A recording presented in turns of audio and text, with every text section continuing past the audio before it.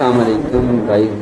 यहाँ पे आप देख सकते हैं कि हमारे पास ये है एक ब्रेकर और ब्रेकर जो है ये आ रही है हमारी न्यूट्रल और ये आ रही है हमारे पास फेज। इसको हमने बाद ब्रेकर के ऊपर लिखा होता है कि किस साइड पे हमने न्यूट्रल किस साइड पे हमने फेज लगाना है, लेकिन यहाँ पे देख सकते हैं कुछ भी नहीं लिखा हुआ, तो इसलिए हम अपनी मर्जी से एक साइड पे न्यूट्रल और एक साइड पे फेज लगा दिए। उसके बाद जो इस साइड अगली साइड होगी ना, तो हमें जो इस साइड पे हमने न्यूट्रल दी होगी उसी साइड से हमने न्यूट्रल लेनी है, जिस साइड हमने फेज दी होगी उसी से फेज लेनी है। उसके बाद ये देख सकते हैं हमारी ये आ गया हमारे पास two way switch. Two way switch के हमारे पास 3 जगह होती है जहाँ पे हमने तार इंसर्ट करनी होती है। सबसे पहले ये हमारी आ रही है न्यूट्रल, इसको हमें उस बोर्ड में इंसर्ट करनी है, यहाँ से